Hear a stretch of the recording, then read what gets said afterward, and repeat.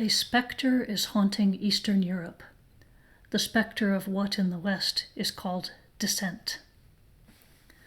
Havel opens The Power of the Powerless with this line that echoes the opening of the Communist Manifesto. We'll consider what Havel means by dissent in a later set of slides. In this first set, we'll begin an exploration of how the political system in which he finds himself functions. By the end of this set of slides, you'll be familiar with the following terms and ideas: the distinction between classical dictatorship and post-totalitarian dictatorship,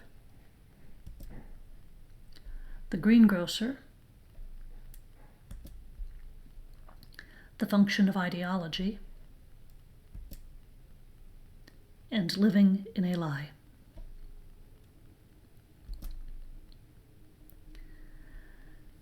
It helps as we begin this section to recall that Havel is writing in Czechoslovakia in 1978. So the backdrop to The Power of the Powerless is a communist-controlled society within the Soviet bloc.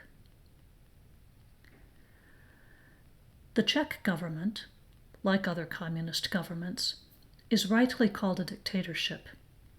But that term tends to obscure rather than clarify the real nature of power in the system.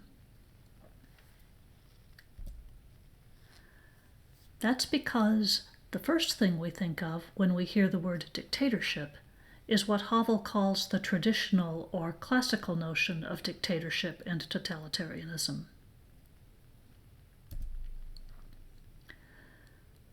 A classical dictatorship is connected with those who established it, and it's ahistorical in that sense. It's also localized. It's kept in place by strength of numbers and arms. As Havel puts it, regardless of the ideology it utilizes to grant itself legitimacy, its power derives ultimately from the numbers and the armed might of its soldiers and police.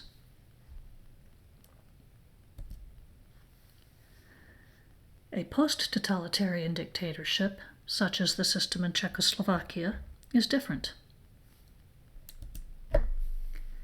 It's connected to a larger power bloc headed by a superpower, in this case the Soviet Union, so it isn't localized. It's connected historically to 19th century proletarian and socialist movements, even if it's lost touch with those roots. Finally, it's steeped in ideology. There'll be more to say about ideology later, but for now, we'll just note Havel's comment on page 25. The post-totalitarian system commands an incomparably more precise, logically structured, generally comprehensible, and in essence extremely flexible ideology that, in its elaborateness and completeness, is almost a secularized religion.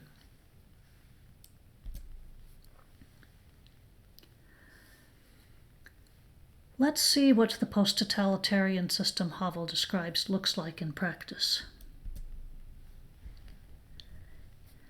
He gives us the example of the greengrocer, who hangs a sign in the window of his shop that reads, "Workers of the world, unite." Those happen to be the final words of the Communist Manifesto. Why does he display this sign? What does it mean? Does the greengrocer even think about it? It can mean just what it says on the surface. But there's also another meaning. The greengrocer is doing what's expected of him, and thus has a right to be left in peace. This message is directed to his superiors. It also prevents informers from causing trouble for him. In short, displaying the sign protects the greengrocer's interests. But it does so in a problematic way, as Havel notes, and he says, "Let us take note. If the greengrocer had been instructed to display the slogan, "I am afraid and therefore unquestioningly obedient," he would not be nearly as indifferent to the sign's semantics, even though the statement would reflect the truth. The greengrocer would be embarrassed and ashamed to put such an unequivocal statement of his own degradation in the shop window, and quite naturally so, for he is a human being and thus has a sense of his own dignity. To overcome this complication, his expression of loyalty must take the form of a sign which, at least on its textual surface, indicates a level of disinterested conviction. It must allow the greengrocer to say, "What's wrong with the workers of the world uniting?" Thus, the sign helps the greengrocer to conceal from himself the low foundations of his obedience, at the same time concealing the low foundations of power.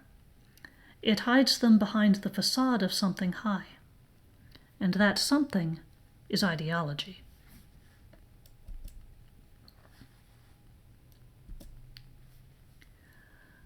Ideology enables us to lie to ourselves. It provides us, both as victims and pillars of this post-totalitarian system, with the illusion that the system is in harmony with the human order and the order of the universe.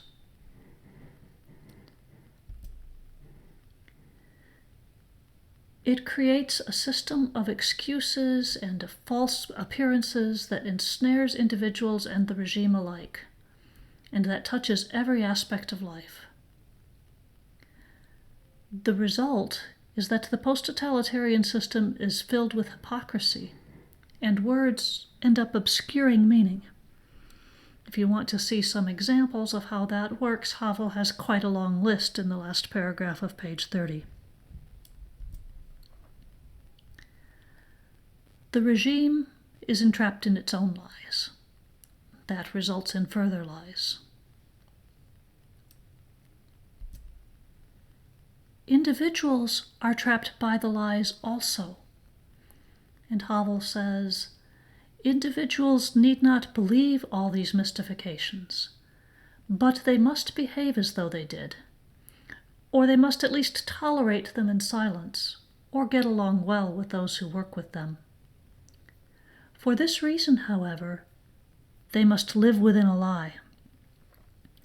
They need not accept the lie. It is enough for them to have accepted their life with it and in it. For by this very fact, individuals confirm the system, fulfill the system, make the system, are the system.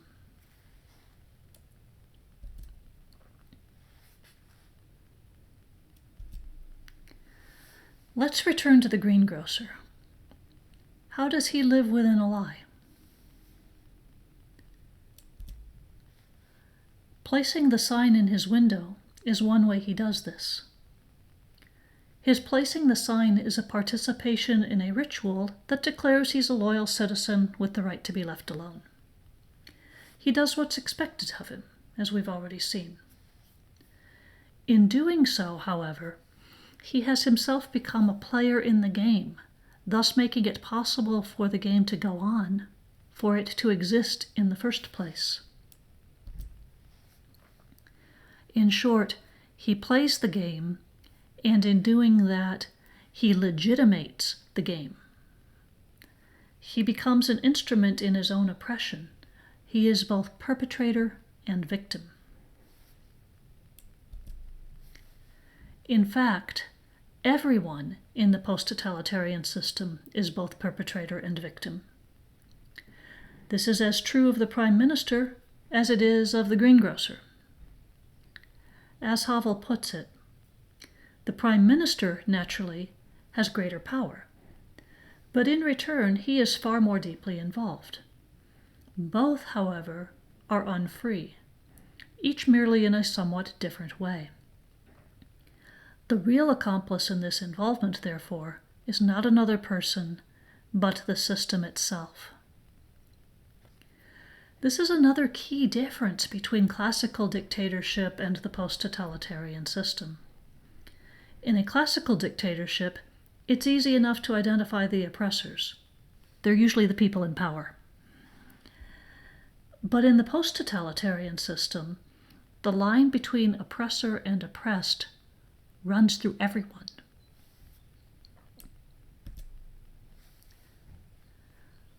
I'll conclude this section with a lengthy quote from Havel that summarizes a key final point. He says, "There is obviously something in human beings which responds to this system, something they reflect and accommodate, something within them which paralyzes every effort of their better selves to revolt. Human beings are compelled to live within a lie, but they can be compelled to do so only because they are in fact capable of living in this way. The essential aims of life are present naturally in every person. In everyone, there is some longing for humanity's rightful dignity, for moral integrity, for free expression of being and a sense of transcendence over the world of existences.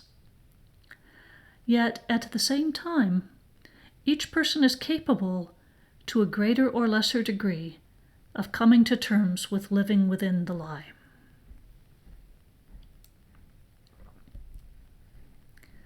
How do we escape living in a lie? We must make every effort to live within the truth. We'll explore that idea in the next set of slides.